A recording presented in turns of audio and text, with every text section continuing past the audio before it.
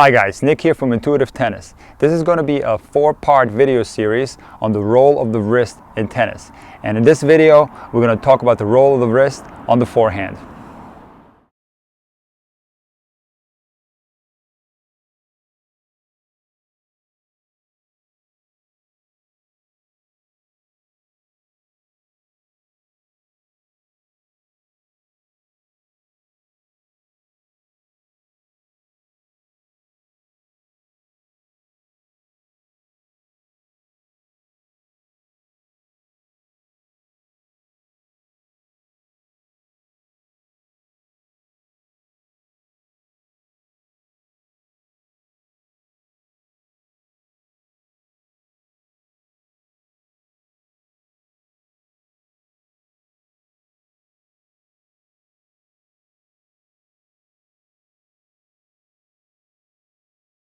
There are different movements of the wrist on the forehand, and it starts off in the take back. So players will have a different wrist position in the take back, and that is according to what feels good to the individual player. Some players will have a wrist flexion as they take the racket back, and then the wrist will straighten out and then go into an extension as they drop the racket like this. Other players like to keep the wrist neutral as they take it back, like this, and then they go into the wrist extension phase. Or other players set the wrist early on in the take back. They will have the wrist extended immediately, and then as they initiate the racket drop, the wrist really doesn't move anymore. It's already set in place. The primary role of the wrist at contact is control and not power. If we use the wrist for power on the contact, we're going to lose control immediately. So we don't want to have wrist flexion at contact. There's some recreational players that kind of snap the wrist like this when they make contact with the ball, and there's absolutely no way to control the ball. If we do this, the ball will just spray long most of the time. And to create this control on the forehand, we maintain the wrist extension right after contact. And this is true even for players that have a massive topspin. There's really no active wrist movements, upward wrist movement, or this would be radial deviation or pronation like this. The wrist is passive at contact. This is true even for Nadal.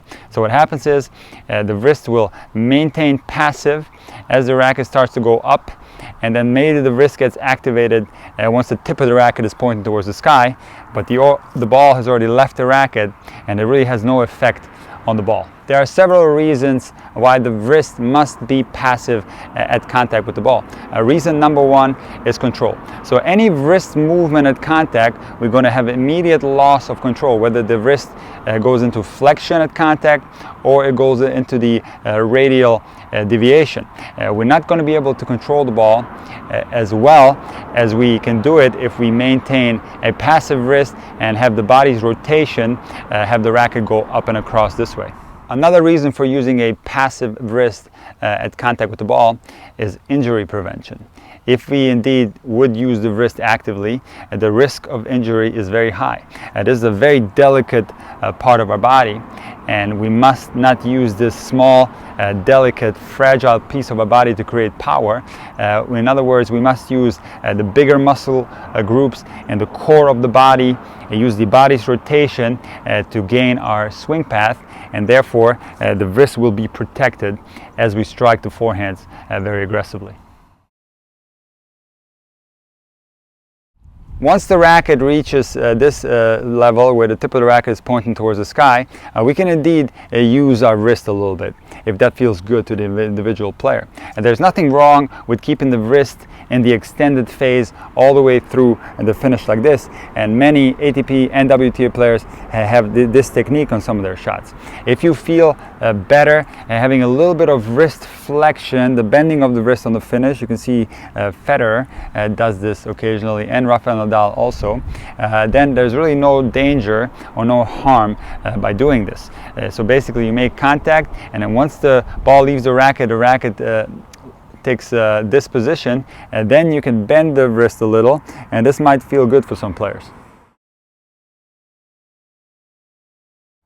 For the recreational player, it's very important to understand that the wrist is used for control and not power. And we must use the extended position of the wrist. When the wrist is in the L shape, it helps us maintain this angle of the racket, which is parallel to the net, and this is what is going to give us the most control. Even on flat strokes or topspin strokes, it's going to help us maintain a steady racket face. What I don't want to see from recreational players is having an active wrist flexion, and this will give you zero control, and you will gain power, but you will have a very difficult time keeping the ball in play if you snap the wrist forward like this at contact. I'm going to try two different forehands, one with an extended wrist from the setup stage, the loop, the racket drop, the contact and the finish, all in an extended wrist position. Something you see on the WTA Tour. And I'm going to try to have a little bit more of a wrist flexion on the take back like this, and then as I go into the forward face, the wrist will go into an extension, and then after contact it will go back into a flexion, and we'll see the differences between these two forehands. Let me first hit the one with an extended wrist through the entirety of the stroke, and this actually feels very solid to me. I feel like the contact is clean every time. I'm not using the wrist at all. And let me try now with a little bit more of a looser wrist. I want to add that this is not my forehand, and some players have more rhythm, more power with this technique, but in my case I feel like I'm losing a little bit of control, or maybe I'm gaining a little bit of spin.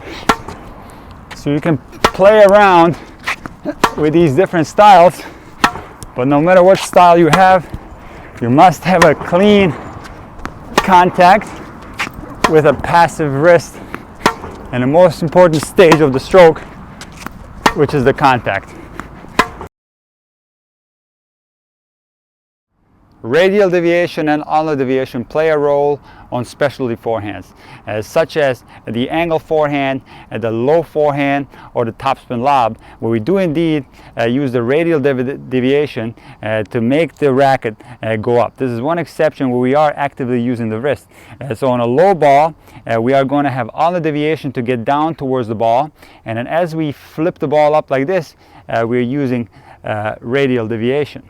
Another ball that we use this type of movement is a topspin lob, where we're not really swinging with full rotation. We are basically using a smaller part of our body to get the ball up to the desired target, which in this case is a topspin lob. On a cross-court angle shot is very similar.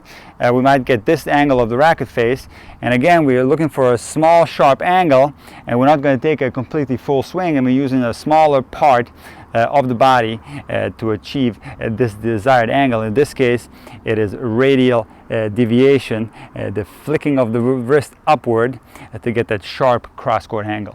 Join me 2 weeks from now where I discuss the role of the wrist on both the one-handed backhand and the two-handed backhand.